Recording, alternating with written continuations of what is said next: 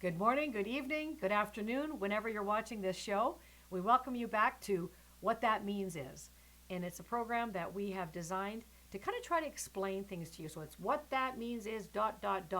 So whatever the topic, we try to delve in and try to be a little specific, more specific, and try to explain some things to you. We ask the questions ourselves that we don't understand. We try to work these things out. So we go into statistics, we go into online information, and we just kind of scour for every bit of information and try to break things down. And we do that for ourselves and for you as well. And it's our joy to do that for you. So the show is What That Means Is. We're in episode 4 today of series 2. And I'm here with Ken Drysdale, Chris Riddell, and I'm Rosalie Drysdale. So today, we want to take some time to talk about this very important bill, C11, and try to unpack it and understand what's going on. It is crucial for us, for every one of us, to understand what's going on. So Chris, can you just kind of lay a little foundation here and let us know what sort of the genesis of this is? Because we need to really know, we need to let people know, and then you need to pass on the information and get involved. So take it away, Chris. Okay, well, the Broadcasting Act was an act respecting broadcasting and to amend certain acts in relation thereto and in relation to radio communication.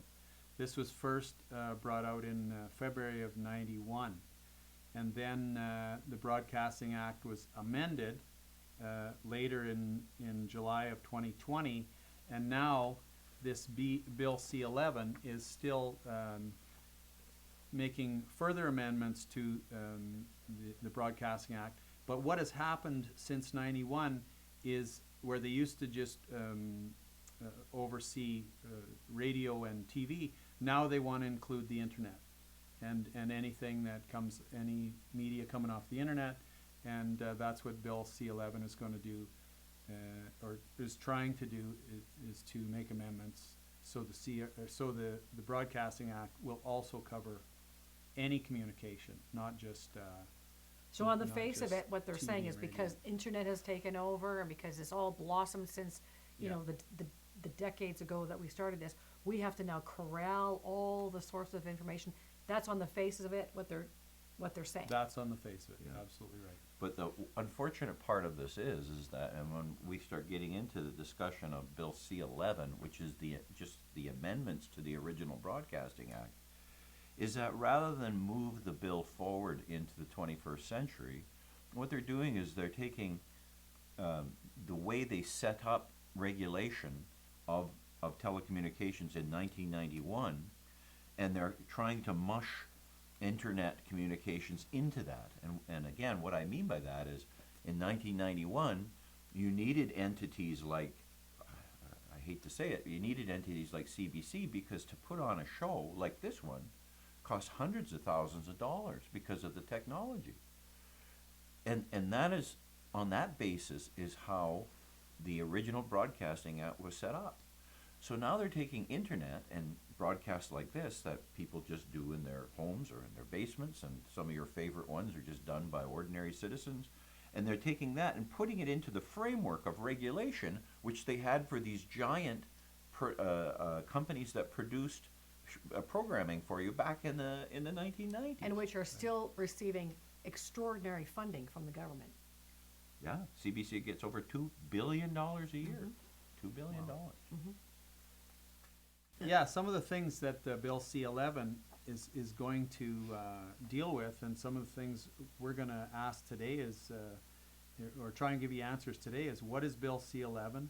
Will Bill C11 give the CRTC the power to regulate your posts? We'll explain what the CRT is a little later.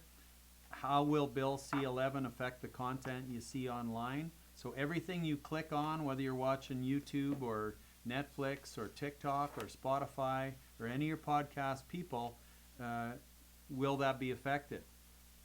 And how will Bill C11 affect small and digital-first Canadian creators? Because they are going to want something in there, which they're calling CanCon, which is Canadian audio and visual content in everything that's put out there. I suppose my question is, okay, why first of all do you need to corral everybody? Why do you have to do that? And if you have to somehow have an oversight, then what are the parameters? And now, how are we bleeding into essentially the danger of censorship? Well, yes, you know, the internet and social media platforms have always traditionally and are traditionally considered in other countries to be the new public square. This is a place where people could go Right. to express their opinions like Yeah. they did in the old times. Right. Mhm. And so, but now the government has decided that this public square, free speech in the public square, needs to be regulated. And Okay, well, there's let's talk about that a little bit. There's a little nugget right there.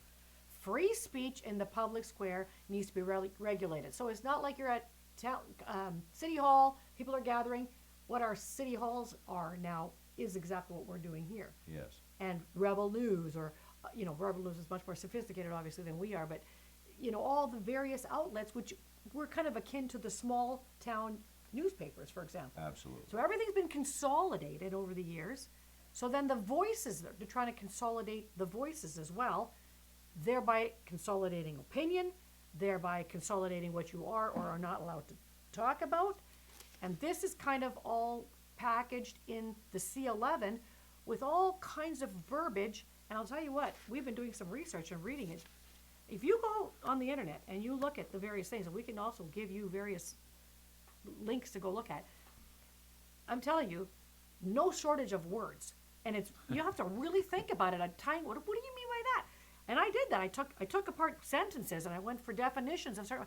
I mean, what citizen is going to spend hours on end taking all that apart? But I mean, it is cleverly disguised as something really, important and it's altruistic for your benefit, of course. Canadian content, for your benefit. I mean, it is. I'm going to say I think it's nefarious. I'm very nervous about it. Well, you know, it's funny. We've talked about in the last few shows the shell game, and if you start reading Bill C11, the amendments, and you get to the first part of it, it starts to talk about an exemption for social media platforms, and an exemption for small people, small operations that are putting content on. But then further on in Bill C11, they take that away. Take that away. And you have to really read into it. I can't remember what page that shows up on, but it's So in the same document, they're saying, exemption, and then all of a sudden in the same document, they go, but no, not so much. well, and they give you no hard definitions Right. Right. in this document. This is what I noticed, And yeah. that's something that we really need to point out here. Usually a law says, like like the Criminal Code of Canada or the Highway Traffic Act or the speed limit. It says 100 kilometers an hour is the speed limit. If you go over, you're going to get a ticket. That's not how this works. This is some guidelines in there and some undefined terms and some tests to find out if something meets this criteria or that criteria, and they don't define how those tests are to be administered except through, and I think Chris is going to talk about, the CRTC, which you probably have heard the term, but perhaps you don't know what that is. And so Chris is going to talk a little bit about what that all means, what that means. The CRTC is the Canadian Radio, Television, and Communications Commission. And they call it an independent, right on their website, right in there it says independent public authority. The CRT is run by commissioners and chairpersons appointed by cabinet. Well, there you go. There's a bit of a problem with the independent part.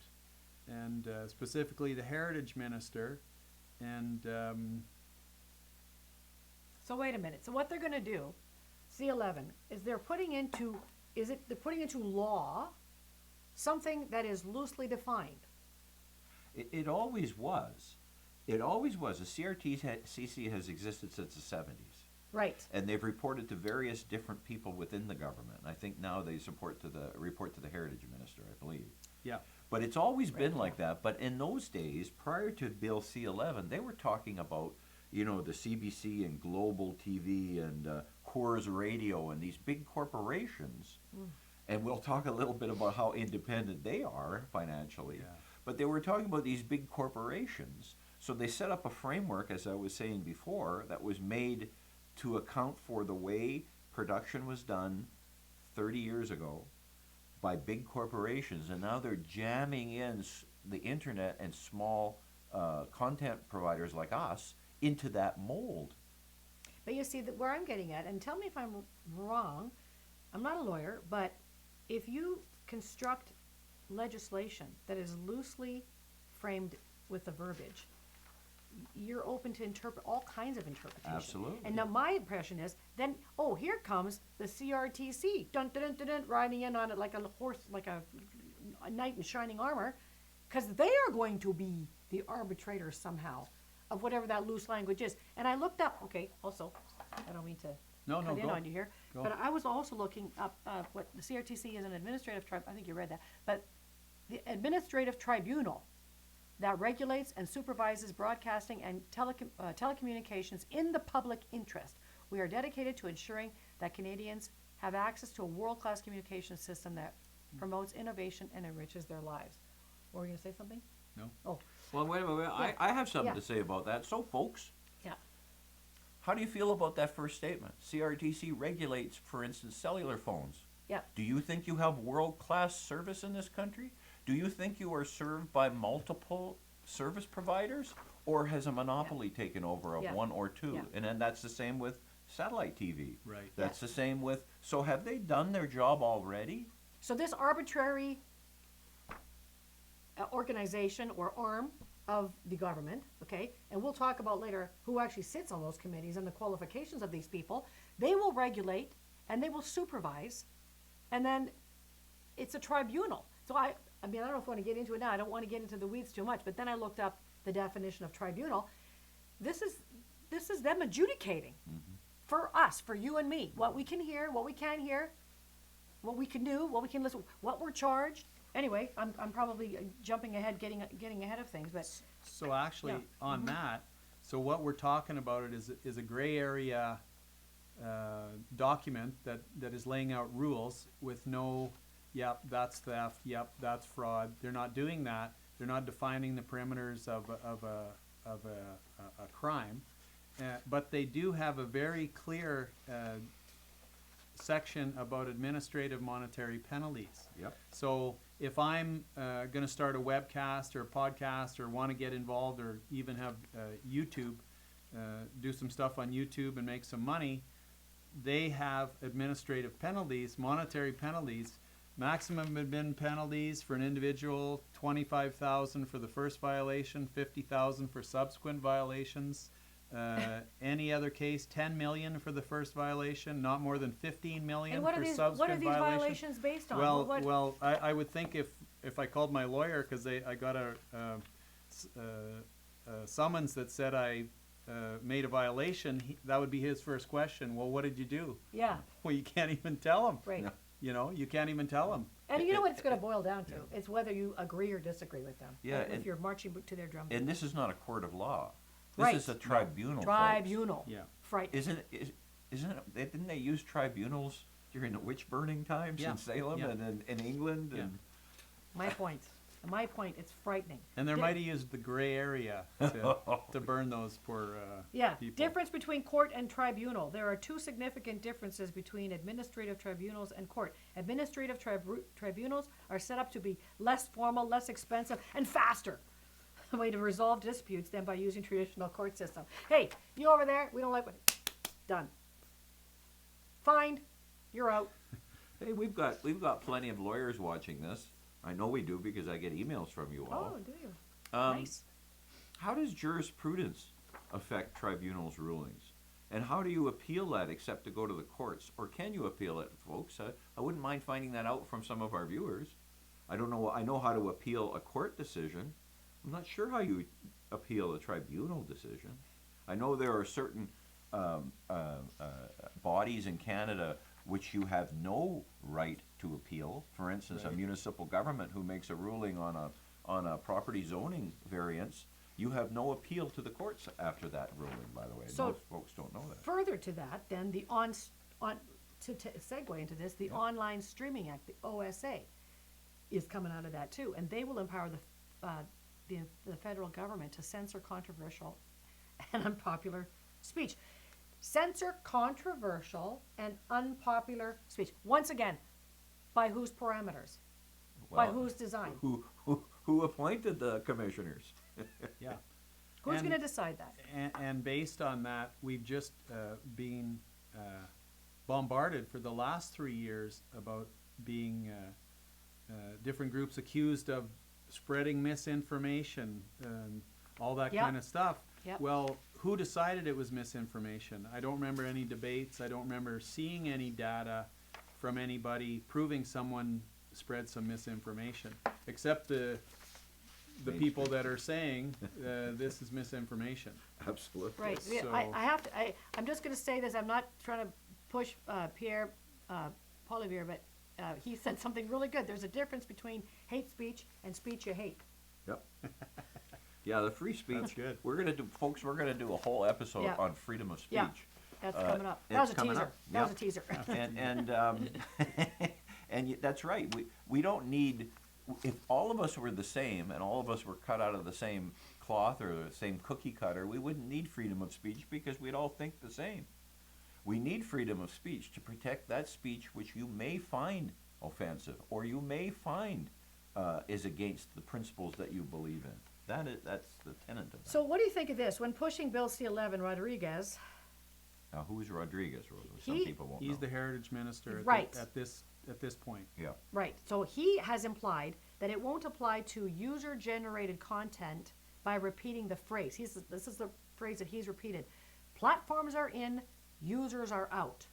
However, the actual text of the bill gives the CRTC vast powers to decide whether almost any piece of user-generated content uploaded by Canadian users falls under the scope of the bill. So what are they saying here? So- What is he saying? So our Minister Rodriguez is actually saying that platforms, in other words, Facebook, YouTube, they're regulated under these amendments, but the individual people who put the programs on and post them to Facebook are not regulated. But that's not the truth. No. They say that in a number of paragraphs at the very beginning of Bill C11, but then later on they say, well, really there's some tests Right. about whether or not a normal person working out of their basement is subject to the regulation. Now, I think you've researched some of those tests, have you not, Chris? Yeah, one of them was whether the content generates revenue for someone, indirectly or directly. So someone on YouTube that's looking for pile up their hits and get some revenue stream, you're in. Yeah. And another one is whether any part of the content has been broadcast on a more traditional broadcasting platform, which I'm assuming means if it's something that was seen on another broadcasting platform like the television or the radio, that also brings you under that umbrella. And whether the content has been assigned a unique identifier under any international standards. Well, that just shows gray area at me. What do Well, you guys think? And everything, but this just doesn't apply to you putting your post on Facebook. What if you're an artist and you just posted your song to Spotify? Yeah. We all know we get, I can't remember what the number is, but it's like 0.00003 or 4 cents per play on Spotify. So Wow. since the act doesn't say how much you have to earn, you've just earned whatever that is, 5/10,000ths of a cent because somebody played it. And also when you upload music, for instance, to YouTube or Spotify, it does get a SOCAN registration number because it's a copyrighted material. It belongs to you. Your copyright is, it comes automatically with material that you create. So you got two bangs against you all there, and this is just some poor person in their basement with their guitar singing away and posting it on. Now they're subject to. Yeah. So this seems like, forgive me for being so skeptical, but this seems like an elaborate way to little by little start just inching out people and saying, oh, sorry, you can't afford it. You can't afford to be on internet. You can't afford, you can't afford it until they've basically systematically and quite easily on the financial end squeeze out everybody, Yeah. except for those that are doing their bidding, who are saying, what they're told to say, what they're paid to say. Yeah. So End of story. Yep. So that would rule out people such as music artists who who have got their start by going on YouTube Yes. and just building up um, people's interest, and then going on to have an excellent career in it. They wouldn't even get going. Well, it They'd also be shut rules down out in a any, heartbeat. it also rules out anybody who has an opinion Yeah, about anything. yeah. You're right, and there's, and I'm not sure how this applies, Chris, perhaps you know, but there's licensing fees for Yeah. traditional broadcasters. I'm assuming that they apply now to the small, Well, they, just like you said, Ken, they haven't identified when you're out, when you're in. So they haven't drawn the the parameters of do this and you're under that umbrella. Don't do that and you're still free to do what you want. Well, Have not yeah. found that. It occurs to me this falls under the umbrella of something else that you like to talk about, and that is missing information. Oh, well, the gray area, that's all about missing information, as we've talked on other episodes, and making decisions. You can't do it with 80% of the information. You need all the information Yeah. to make good decisions. Yeah. We've all made bad ones. Maybe didn't, maybe even with all the information, we still made a bad decision. But The point is, we need to be allowed and hang on to our freedoms and to be able to have the choice to make a good or bad decision. yeah, Yeah. yeah, Keep in mind that when they bring a small broadcaster like ourselves, for instance, into this act, they not only have the power now under the CRTC, which is an unelected body, to start to tell you that that's disinformation, you need a license for that, that's not enough Canadian content, but they can also apply to you all of the other rules and regulations that they have been regulating. For instance, they can require you to broadcast in multiple languages because there's official languages in Canada. They can try to bring you into the equity and inclusion part of this, and I'm not even sure what that means. When we looked at the commissioners and the people that run the CRTC, and were shocked in this age of equity to find out that there's 9 commissioners, I believe, and there's 1 vacant position, and out of that 7 are women and and there's 1 man. So I wonder how that fits in. The CRT's fitting into the equity and inclusion requirements. But folks, so it's not just directly about the content, but they can force upon you a whole bunch of other things. And if you're just a person in your basement, putting out a blog post about cooking, or in our case, about information, how would we afford to be able to bring in translators and do it? How would we afford to? There's 3 people on this mix on this set, and we can only have 3 people. That's not enough people to cover off all the different equity and inclusion categories that they have. So there's more to this than just the obvious tools to censor you, but there's also tools to put you out of business. I just wanted to read this, just along these lines, but just backtracking a little bit.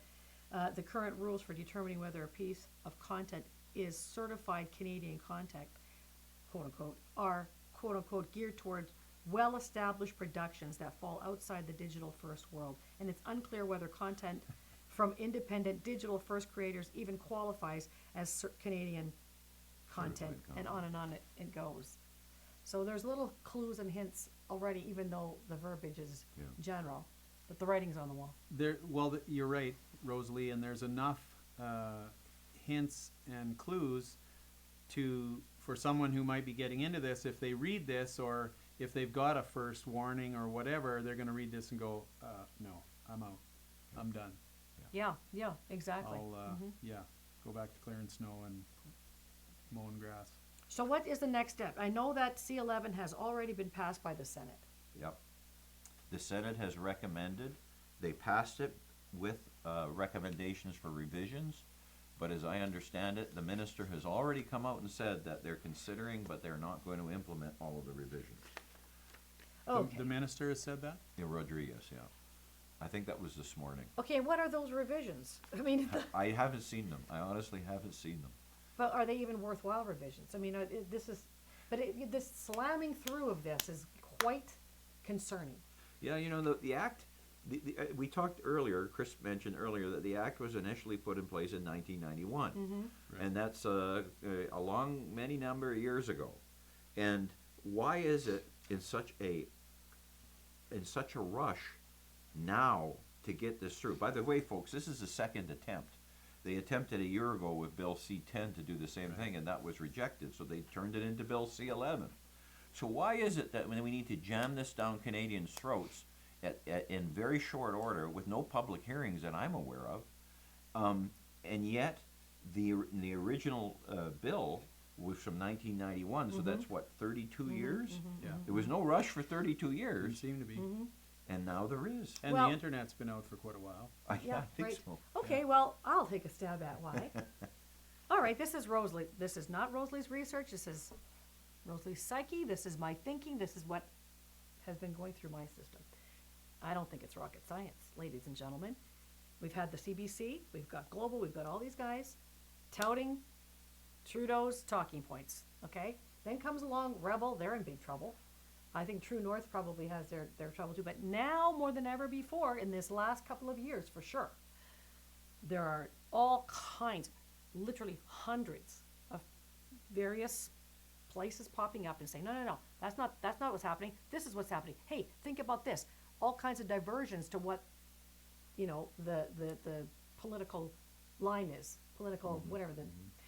So that bothers them. They don't like that. That's a threat. That's a threat. So hey, we got to get this going. We got to get this together. We got to oust these people. That's what that is. Well, yeah, and again, I keep going back to the basic premise of the Broadcasting Act from 1991. You know, we needed that as a country to be put in place at the time because of the incredible cost of doing any kind of production work. So we needed to support the industry, but that's not the case anymore. You know, someone like us, we can put on a world-class broadcast. World class. You know, self-funded. We're not getting any money from federal government or any advertisers or anything. We're just doing this because we want to get the information out there because we're citizens of this country.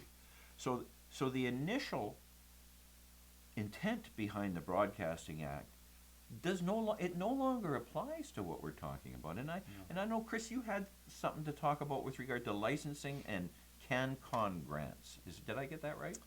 Yeah, it's called the Canadian Media Fund. Canadian content. No, the Canadian Media Fund is the one that where they put in, if they meet some kind of requirements, they have to put into this fund, and then if they make the Canadian content properly, which isn't very much outlined, something about 35 to 50%, they'll get money back. So the government then has got a stranglehold on production because they're requiring you to pay fees into a fund which they control, and then you tell them, well, I'm going to do this kind of content that's going to be critical of the government. Do you think they're going to give you money out of that to do that?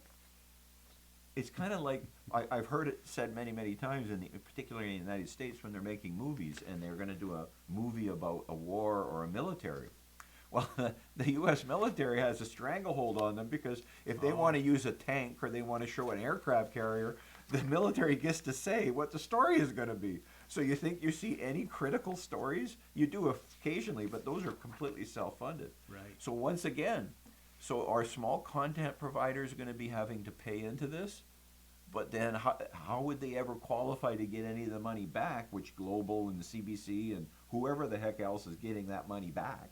So they're not really paying in, folks. They're just giving it. What they're doing is they're taking their own money, they're handing it to the government, and in that way the government can say, no, we don't support that production. We don't want you that storyline coming out because we're not going to give you your money back.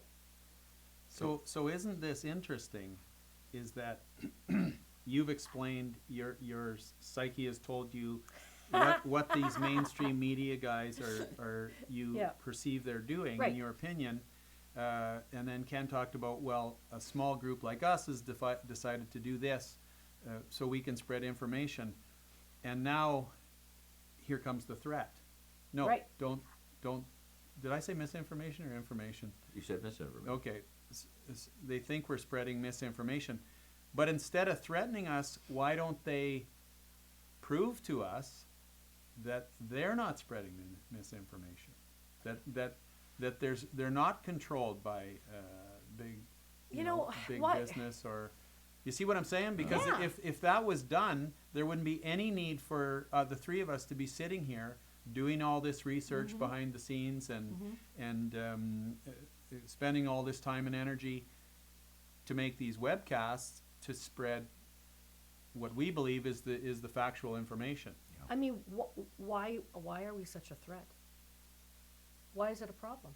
I mean, why, in Well- any conversation, you sit around the table for years, for millennia, people sit around, you have an opinion, you have an opinion, we say the opinion, whatever, we walk away. Why is it such a, you got the big bucks, you got CBC, you got Global, they're touting the line.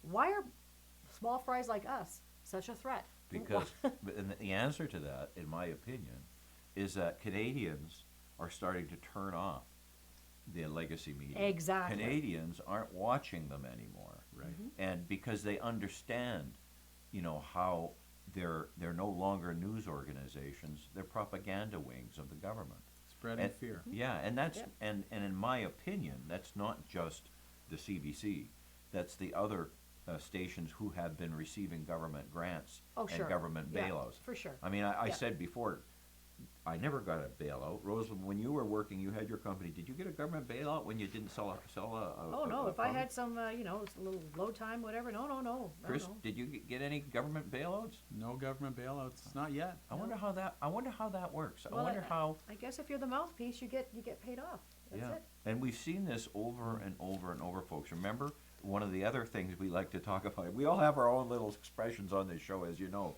Chris loves missing information. Rosie likes arithmetic gaslighting. Yeah, right. And I always say, they're using the same playbook, folks.